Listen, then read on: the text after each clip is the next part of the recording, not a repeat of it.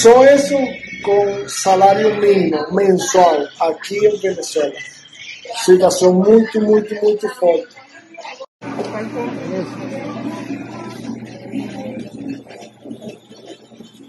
Vamos comprar este.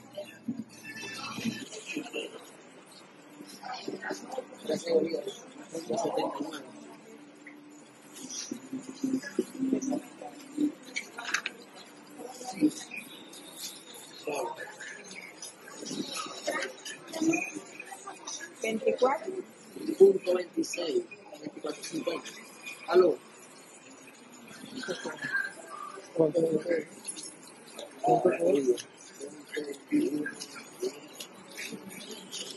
Está lento, amor. Solo que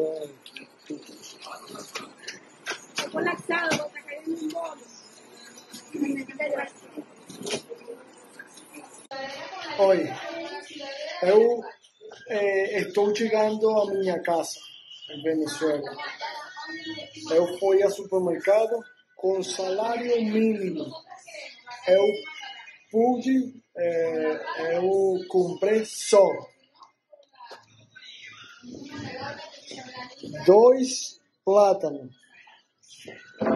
2 zanahorias, 3 plátanos, 2 zanahorias, banana,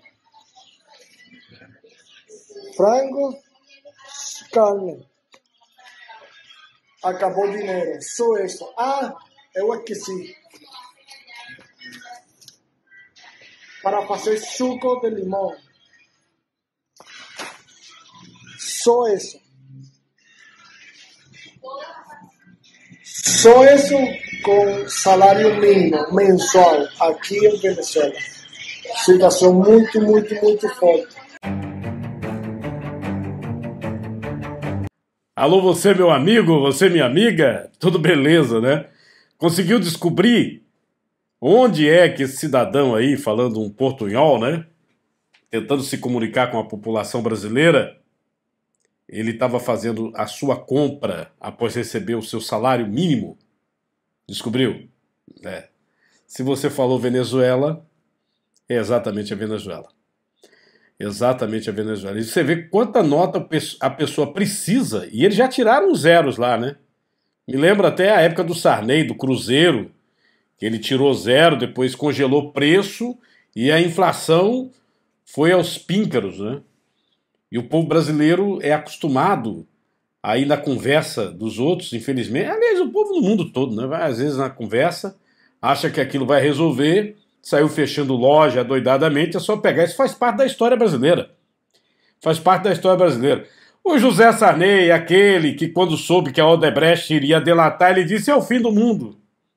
Né? É o fim do mundo. É só ver com quem ele anda e você depois me diz. É parada. Parece que nada muda nesse país, né? Dá uma canseira, viu, gente? Dá uma canseira. Mas vamos em frente. A gente tem que brigar. Tem que lutar. Tem que continuar lutando. Até o fim. Até o fim. Vamos ver se tem fim. Veja só, aí é a inflação da Venezuela. É a inflação da Venezuela, né? Inflação que está comendo o poder aquisitivo das pessoas no mundo todo. Inflação que tem derrubado já governos em eleições. Agora mesmo, o Scholz, lá na Alemanha, ele perdeu a eleição parlamentar, tá? Fica aí tendo que fazer acordos para a maioria no parlamento alemão. E exatamente, bom, pelo menos os jornais de lá estão apontando a inflação. A inflação na Alemanha também está altíssima. E o pior é que a Alemanha começou muito dando gás, né? Queria mandar tanque, fazer isso e acontecer, parece que deu uma freada. Porque os russos, leia-se Putin, ele simplesmente já cancelou a distribuição de gás para alguns países. Agora mesmo a Finlândia, né, anunciou já hoje de manhã, juntamente com a Suécia, a entrada na OTAN e imediatamente a Rússia tirou a energia elétrica de algumas vilas que ficam ali bem próximas na fronteira com a Rússia. Não sei aonde vai parar, né? Até porque nós tivemos 2 anos aí de pandemia, no tal do Fique em Casa, na hora que a economia partia para uma recuperação, veio essa guerra. E os preços dos alimentos, nesse momento, têm uma tendência muito grande de alta, principalmente na Europa, porque é o momento da colheita na Ucrânia.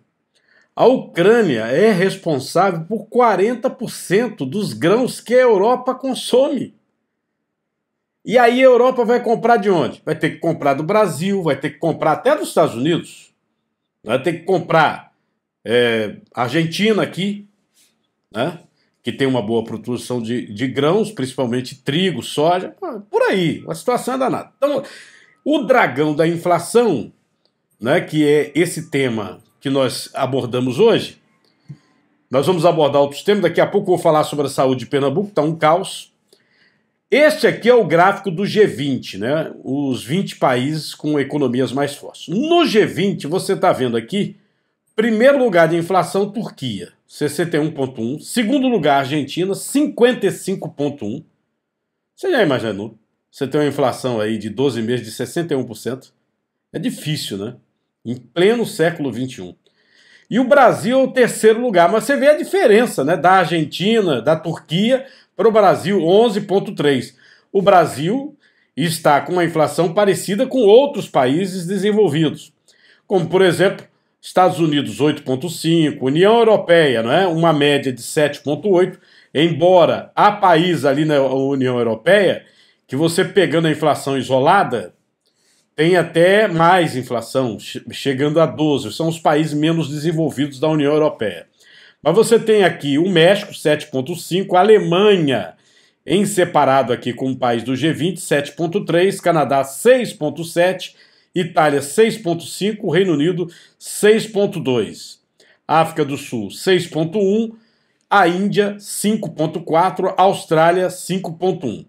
Agora veja só, eu não vou aqui colocar tudo, aqui é essa situação da China, 1,5 só de inflação, tá? Que aí chama atenção para as inflações menores do mundo. Se você pegar nesse outro gráfico, está aqui primeiro o Japão. Nesse outro gráfico, nessa lista, a China está aparecendo com 2,1. Tá? Aqui é inclusive de um organismo internacional, a Trading Economics. Tá? E você vê que no índice de inflação, nós temos diversos países que a inflação está lá em cima, a inflação brasileira também sobe, 12,3, segundo a Trading, né? E se compara com outros países, né? Então a situação da inflação no mundo é muito séria e, como eu disse, não tem assim uma perspectiva de melhora. Não tem. Para você ter uma ideia, o alerta no Reino Unido é o pior possível nesse momento. Porque a inflação lá no Reino Unido é uma coisa que muitos, mas muitos, não viram. Até não sabiam o que era inflação. Porque a inflação ali na Inglaterra é a maior dos últimos 40 anos. O índice de inflação disparou a 9% em ritmo anual em abril no Reino Unido, um recorde em 40 anos, essencialmente devido aos preços da energia, o que aumenta a crise do custo de vida. Em seu relatório mensal, o Escritório Nacional de Estatísticas informou que, no fim de março, a inflação nos 12 meses anteriores era de 7%. O órgão destaca que o número de abril é o mais elevado desde que existem estatísticas sobre a inflação no país, a partir de 1989, mas, de acordo com estimativas, este índice deve ser o mais elevado desde 1982. A inflação foi empurrada pelo aumento brusco nos preços da energia elétrica e do gás, mas metais, produtos químicos e petróleo bruto também registraram preços mais elevados.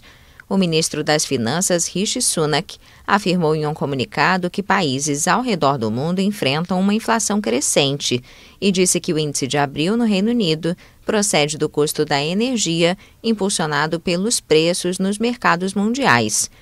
As críticas são cada vez mais intensas no país e várias ONGs denunciam a ação insuficiente do governo na crise do custo de vida, no momento em que milhões de britânicos são obrigados a limitar os gastos com refeições ou calefação. Na segunda-feira, o presidente do Banco da Inglaterra, Andrew Bailey, classificou a situação como apocalíptica para os preços dos alimentos. Ele ainda advertiu que a inflação pode ser ainda maior se a Ucrânia não conseguir exportar suas colheitas. Você observa duas situações que ainda não estão nesta reportagem nos últimos boletins dos organismos econômicos mundiais. São informações de hoje. Inflação dos últimos 12 meses atingindo os 9%, né? Bem acima, inclusive, da zona do euro, ali juntinho, né? A moeda lá no Reino Unido é a Libra, né? A Inglaterra saiu da União Europeia, mas mesmo quando estava dentro, não usava a moeda da União Europeia. Não usava o euro, não, usava a Libra. Isso foi um problema danado, e aí depois você sabe que houve um plebiscito e houve o racha, o Brexit. Pois bem, isso ficou na história. Neste momento, eles estão, no caso os ingleses, estão apoiando a Ucrânia. E estão sofrendo represálias porque dependiam de gás russo, petróleo russo, e já estão segurando. Mas dependiam principalmente dos grãos, a agricultura da Ucrânia. E é evidente, eles compravam também produtos agrícolas da Rússia. E nesse momento não podem comprar, está uma situação difícil para eles. E a inflação tem uma tendência de disparar, né? Uma pessoa, por exemplo, com 20 anos, na Inglaterra, não sabe nem o que é inflação. 20, 25, está na hora de... Está lá dentro do mercado de trabalho, não sabe. Às vezes a pessoa casou recentemente, está constituindo família. Uma inflação desse tamanho, para eles, é uma coisa absurda. E olha, aqui no Brasil, a gente está com 11, 12.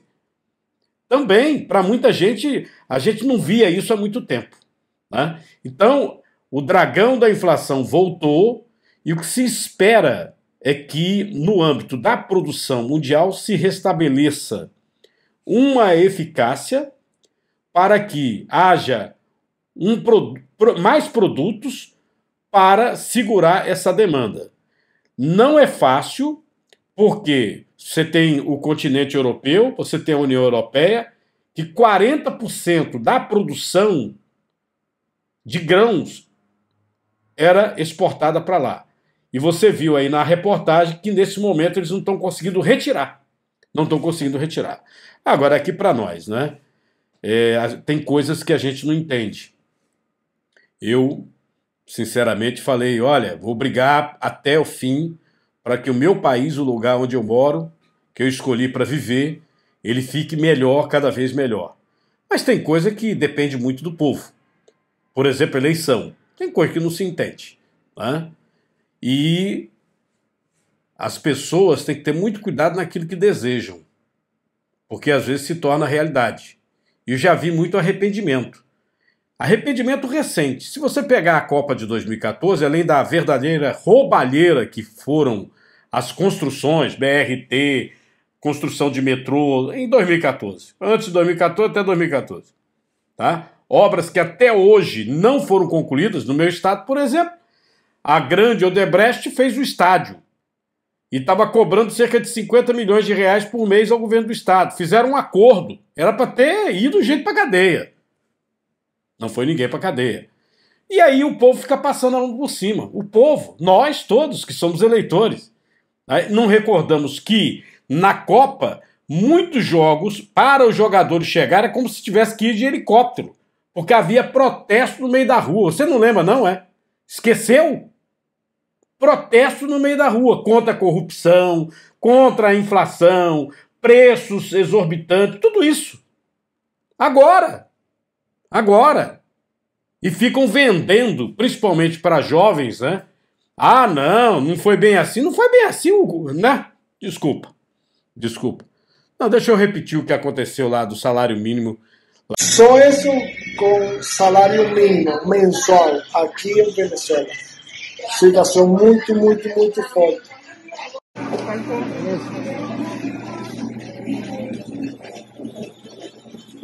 Vamos comprar este. Categoría 179.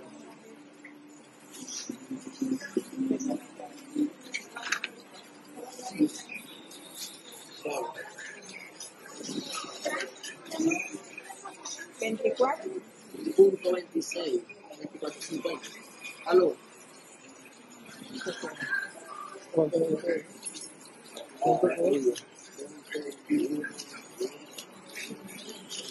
¿Está lento, amor? Solo que hay. Está colapsado, está cayendo un bolo. Olha, eu estou chegando à minha casa em Venezuela. Eu fui ao supermercado com salário mínimo.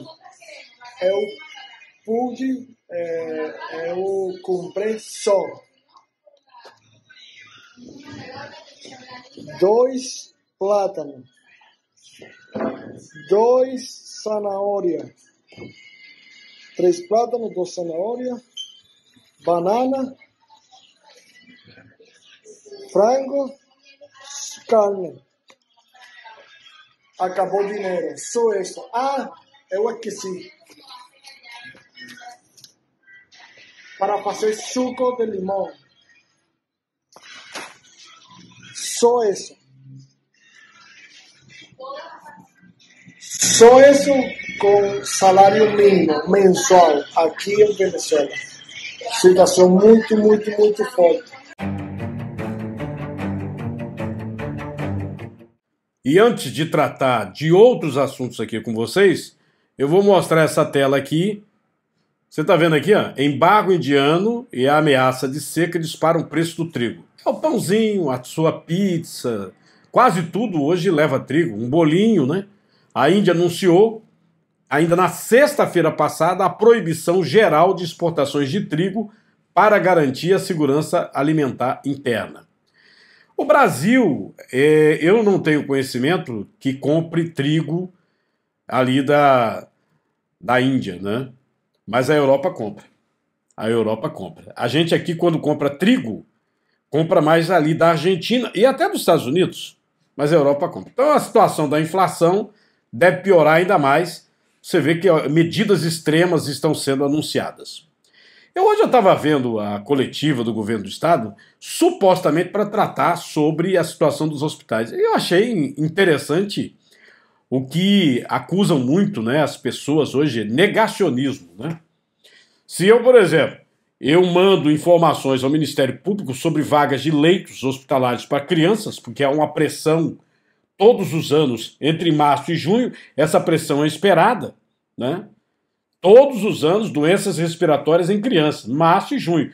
É o início da atividade escolar, tem muitos fatores, né? Este ano, você vai ver aqui no programa, estão colocando a culpa na Covid. Na Covid. Por quê? Porque as crianças que nasceram nesse período, 2, 3 anos, as mamães usaram máscara e não passaram imunidade para as crianças.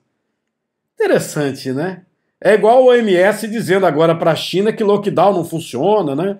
Para esse negócio de Covid zero, tá ferrando a economia. Mas ninguém se lembra, né? Ninguém se lembra. Por falar em ferrar a economia, eu vou aqui para minha tela o colunista e jornalista Magno Martins mostrando a taxa de desemprego segundo o PNAD. São dados do IBGE. Eu já tinha comentado aqui, né, no último mês, que Pernambuco tinha ficado em segundo lugar como o maior desemprego. E nesse mês perdeu só para Alagoas. E aqui está se colocando que Pernambuco teve uma taxa de desocupação no primeiro trimestre, nos 3 meses, 17%. Ficou estável. Mas com esse resultado, é o segundo estado com mais desemprego do Brasil, atrás somente da Bahia. Então é o seguinte, se a gente pega o último mês pesquisado, né, o mês ali de abril, você vai pegar que perdeu para Alagoas. Esse mês ainda não foi computado nesse primeiro trimestre. Lembra que eu disse para vocês aqui que ano passado nós ficamos entre primeiro lugar, Pernambuco, segundo, Bahia. No primeiro trimestre, a Bahia ficou em primeiro, a Bahia, e Pernambuco em segundo, segundo o PNAD, né? Você observa aqui o monitoramento do desemprego no Brasil. E o desemprego no Brasil inteiro diminuiu. O problema é esse, né? Aí, ó, o que acontece com o desemprego? Essa outra situação, violência. Monitor da violência, Pernambuco tem a maior taxa de assassinato do país no primeiro trimestre. É o segundo maior desemprego e é a maior taxa de homicídio, meu Deus do céu. Eu me lembro que esses dados deixavam enlouquecido o governador falecido Eduardo Campos. Foi por isso que ele criou o Pacto pela Vida, que sumiu, né? Sumiu. Nem uma coisa básica do Pacto pela Vida o governo hoje consegue cumprir, que é a contratação de policiais suficientes para suprir a segurança pública. Hoje eu estava vendo uma pessoa do interior dizendo, olha, a minha cidade só tem 3 policiais. Sim, mas tem delegacia? Não, a delegacia está fechada. São 3 PMs. E são 3. Vamos supor, se trabalham 24 por 72, né? 24 trabalhando, 72 parados. Você vai ficar, né, pelo menos 48 horas sem polícia.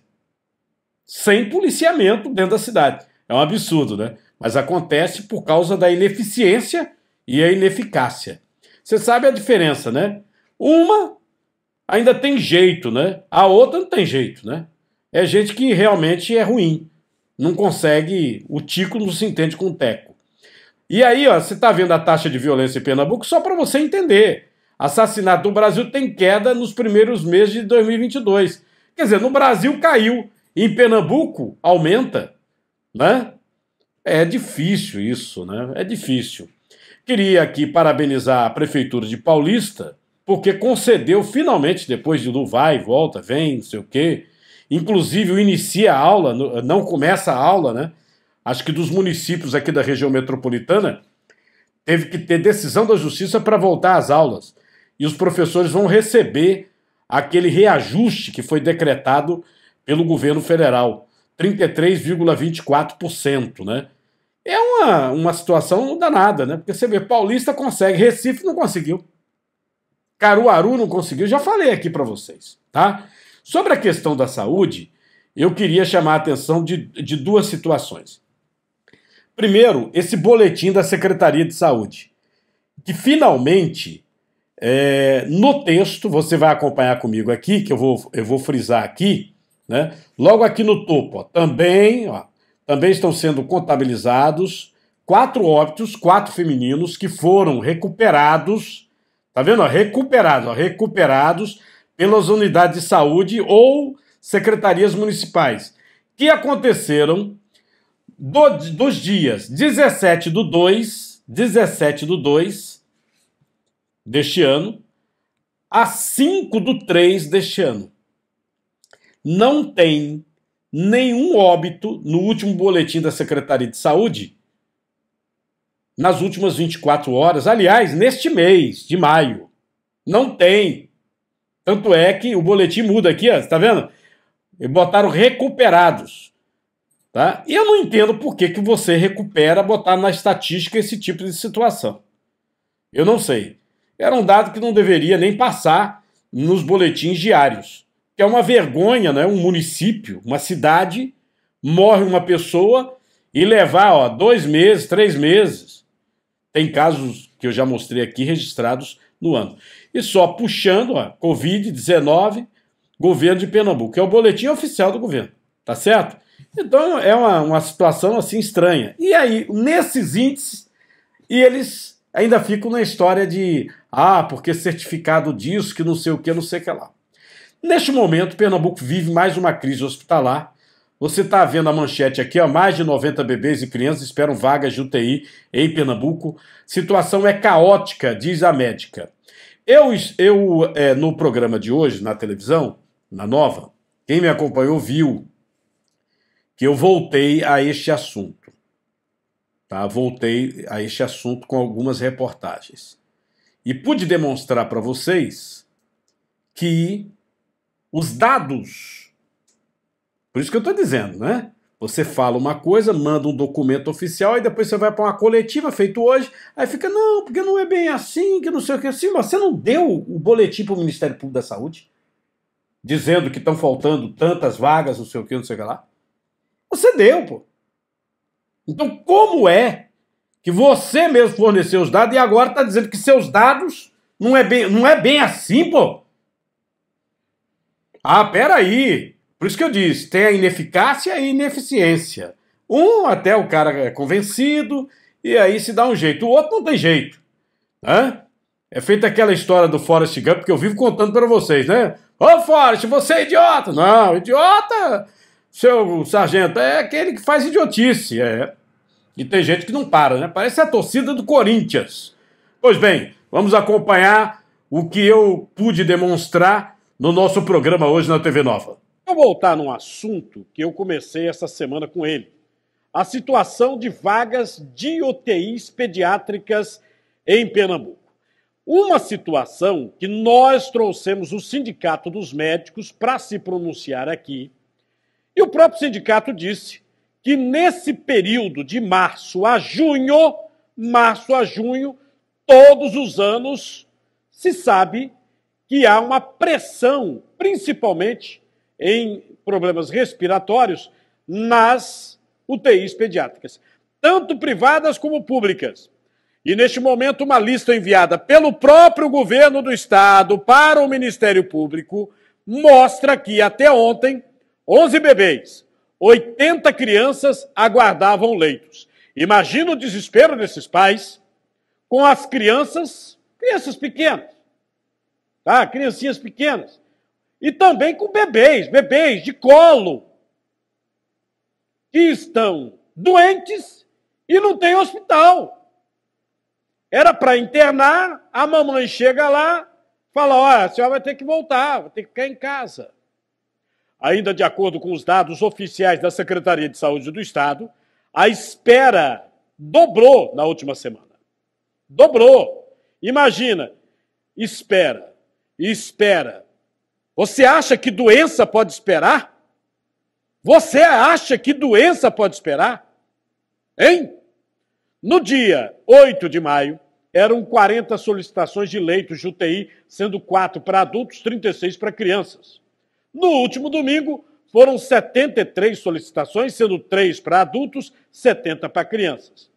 Na segunda-feira, nós já mostramos a situação aqui do Hospital Helena Moura, a superlotação na emergência, a agonia dos pais voltando para casa com os filhos sem atendimento.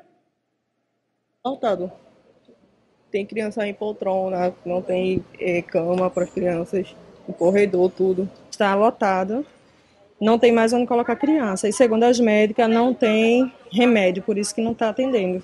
Aí, quando eu cheguei, eles disseram que o hospital estava restrito, só estava atendendo casos com muita urgência e que eu procurasse outra unidade de saúde. Eles informaram que não está acontecendo atendimento e para eu procurar outra unidade, sendo que eu já vim do Maria Lucinda para cá, porque também não está tendo atendimento. Aí daqui eu vou ter que sair daqui e procurar outra policlínica, outro hospital infantil para poder ser atendida. Foi na UPA lá perto e disse que eu também não atendia. Indicou Helena Moura, o infantil, já todos os dois fechados. Ou seja, já é a sua terceira tentativa de um atendimento e até agora nada. Nada. Cheio de criança, não tem espaço para ninguém ali mais dentro. Tá muito cheio. Até então estão tirando do laboratório, gente, sala do médico, tá tirando para botar as crianças porque não tem mais espaço. É triste, né? Porque você sai de casa para socorrer o seu filho e vê o estado que seu filho se encontra, cansado, tossindo, com febre, e chegar no hospital e não ter atendimento para ele. É muito triste mesmo isso, muito triste. Vocês viram aqui que, segundo o Sindicato dos Médicos, de março a junho, há uma previsão de problemas respiratórios em crianças. Então, é evidente que a Secretaria de Saúde deveria ter se prevenido. A situação na rede pública é tão séria que pressionou também a rede particular. Isso quem disse foi o presidente do Sindicato dos Médicos aqui no programa. Todos os hospitais que atendem crianças estão superlotados nesse momento. Todos. Tá? E vejam a situação dessa mãe, que eu vou repetir aqui. Ela afirma que até o laboratório e a sala dos médicos está tudo ocupado. Vê? Cheio de criança, não tem espaço para ninguém ali mais dentro. Tá muito cheio. Até então estão tirando do laboratório, gente, sala do médico, tá tirando para botar as crianças porque não tem mais espaço. É uma situação em diversos hospitais, uma situação desesperadora. Eu estou com o médico, o doutor Eduardo Jorge, conselheiro do Conselho Regional de Medicina e representante regional da Sociedade Brasileira de Imunizações. Doutor Eduardo Jorge, boa tarde para o senhor. Boa tarde, amigo. Sempre um prazer estar aqui com você. Doutor Eduardo Jorge, nós tínhamos ouvido aqui, esta semana, no início da semana, o Sindicato dos Médicos, e o pessoal do Sindicato dos Médicos fala, olha, é previsível para o governo do Estado, de março a junho, esse tipo de situação. Foi uma situação diferente este ano, ou é uma coisa que o Estado tem que resolver, porque todo ano tem o mesmo problema, doutor Eduardo? É o seguinte, amigo, realmente de março a junho a gente chama o mês da circulação de vírus respiratórios. Isto acontece regularmente com um pico em maio. Entretanto, 2022 não é só uma questão de Pernambuco. É importante ressaltar isso. É uma questão em todo o Brasil.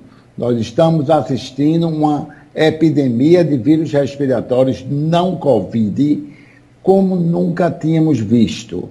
E por que isso está acontecendo? As grávidas de 2020 e 2021, elas foram pouco expostas a vírus. Então, elas passaram pouca imunidade para o bebê, porque usavam máscaras, porque estavam em casa, porque não se expunham. Então, é uma geração de bebês que estavam realmente sem nenhuma imunidade para vírus respiratórios. Juntou a isso com a temporalidade da circulação dos vírus, especialmente o sincicial respiratório, que causa um quadro chamado de bronquiolite, mas também rinovírus, adenovírus, influenza, e ocasionou uma verdadeira pandemia dos hospitais públicos e privados, com filas e filas de pessoas esperando ser atendidas. Por isso que é importante orientar quem precisa ir realmente para as emergências.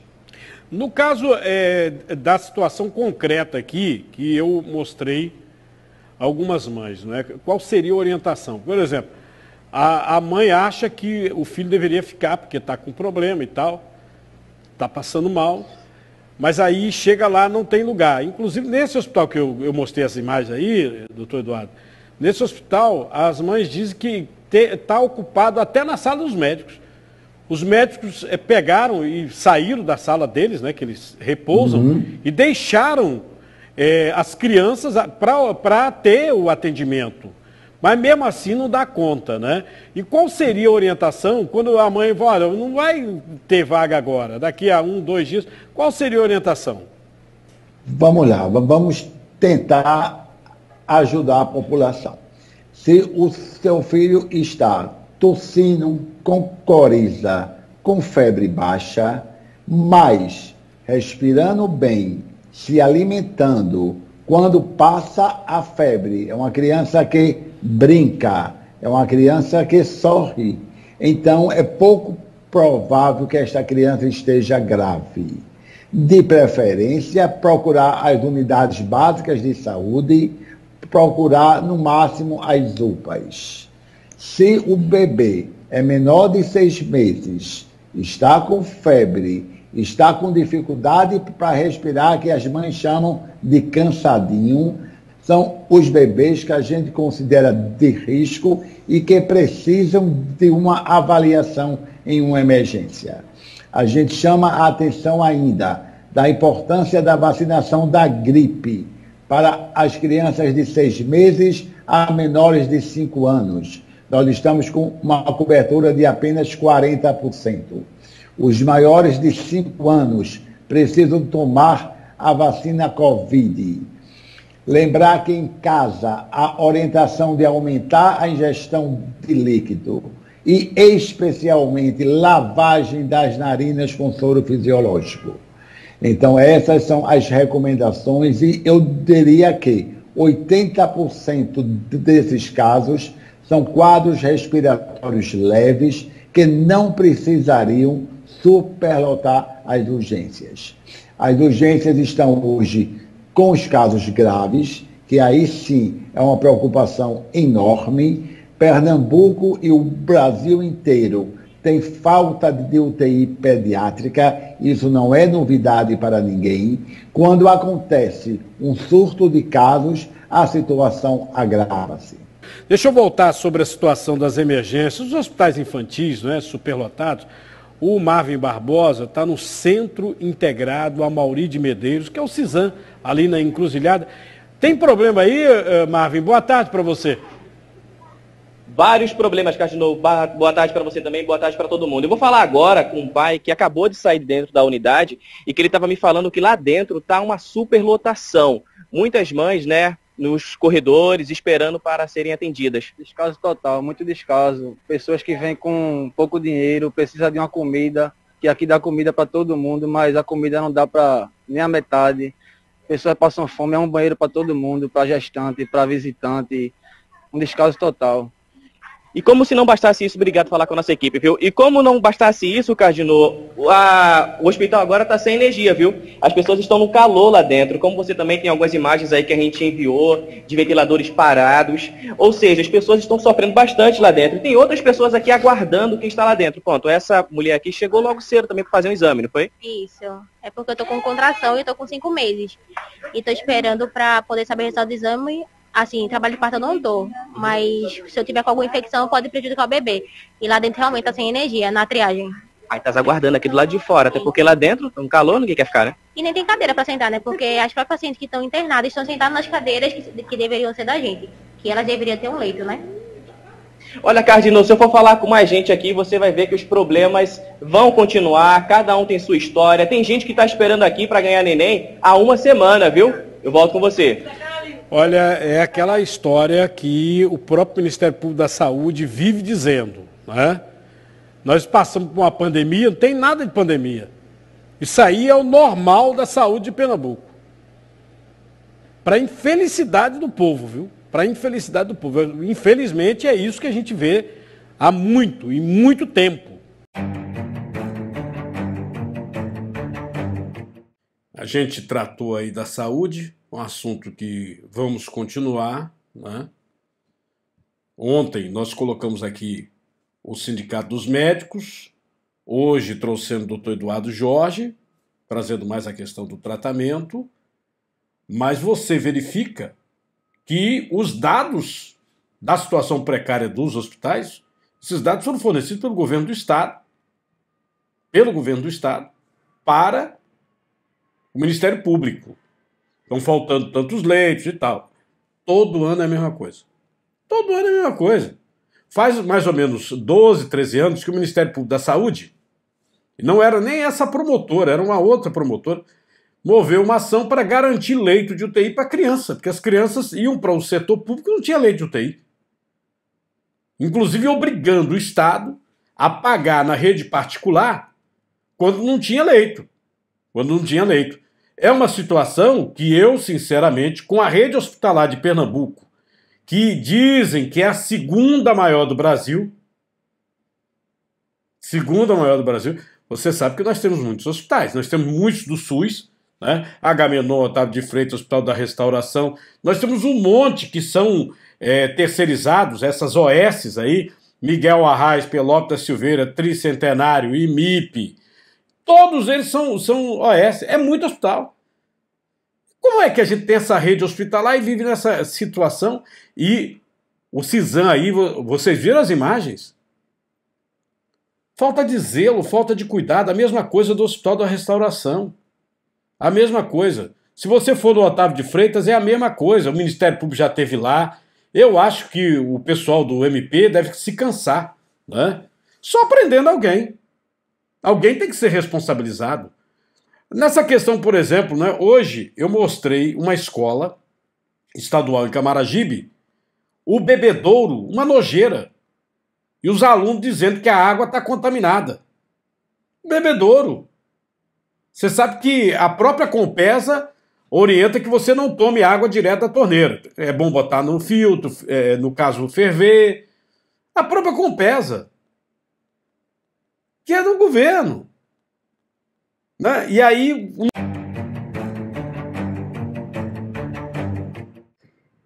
E um último assunto que eu gostaria de tratar com vocês, e separei aqui várias fontes de notícia, até porque, você sabe, né?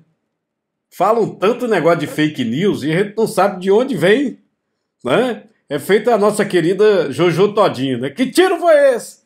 Difícil. Então é melhor você se prevenir. Você pega várias fontes de notícia e fala assim, bom, todo mundo está falando isso, então deve ser isso mesmo, né?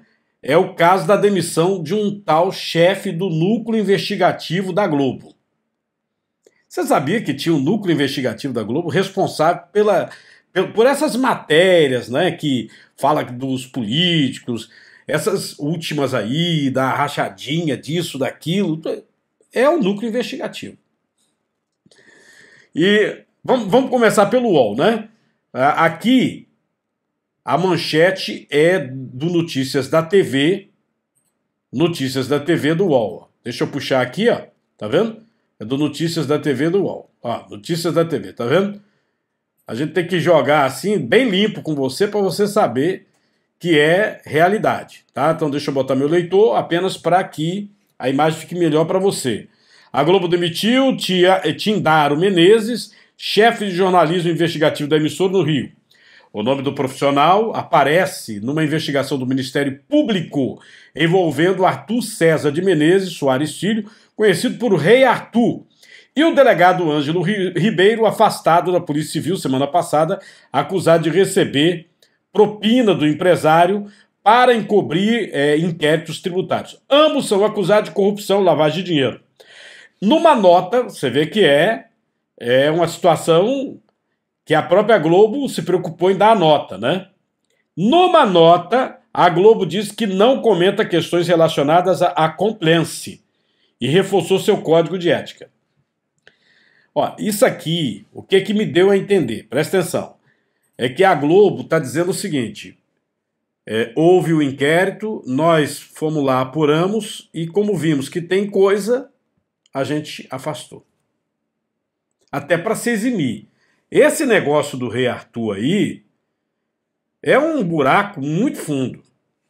Eu vou te dizer, envolve negócio de transporte público, envolve um determinado casamento que o ministro do STF foi, envolve uma canetada que esse ministro deu e soltou o Rei Arthur, que ele correu para os Estados Unidos. Tá me entendendo? Envolve o ex-governador que está preso ainda na Lava Jato do Rio de Janeiro, e é o único que está preso, né? Porque ele ousou fazer uma delação premiada contra os ministros do STF. Né? Fez na Polícia Federal, né? E o Supremo Tribunal Federal vetou a delação. Vetou, envolvendo o ministro. Fazer o quê? Isso é o Brasil. Né? Então, esse caso aqui é um caso grosso. Eu não sei se vai ter desdobramento. Né? Essa aqui é a manchete de outro veículo de comunicação, quando eu disse que ia botar vários, aqui é Isto É. Globo demite chefe de jornalismo citado em caso de corrupção. Revista Isto É, deixa eu só puxar aqui, só para você ver que é Isto É, tá? Pois bem, vamos lá. O jornalista estava há 30 anos na TV Globo. 30 anos. E, atrelado ao jornalismo investigativo da emissora, foi atrelado a um esquema de negócios suspeitos na área de saúde, comandado pelo empresário Arthur César Menezes Soares Filho, o Rei Arthur. O caso implicou em vários processos no Brasil e exterior pelo delegado afastado da Polícia Civil, lá no Rio de Janeiro, Ângelo Ribeiro. Esse Ângelo foi acusado também de receber dinheiro para não dar sequência dos inquéritos, principalmente nessa área tributária. Tá? Aí, ó, Portal Terra, Globo demite chefe do núcleo de investimento por negócios suspeitos. Em síntese, né? Você tem aí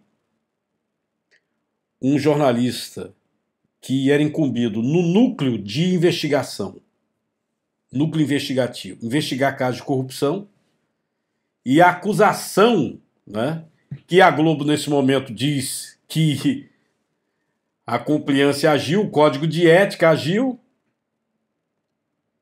ou seja, o cidadão há 30 anos lá dentro, ele próprio é acusado de corrupção. Ele que acusava as pessoas de corrupção. Tá difícil a situação, tá difícil, tá? Lembrando o nosso site, cardinal.com.br, onde você acompanha todas as notícias, todos os nossos vídeos, e tem lá o link da nossa loja, que você pode dar aquela força, aquela moral. Se você tiver algum produto, você compra por lá. Eu agradeço a você essa audiência enorme que está dando no nosso programa na televisão também, viu?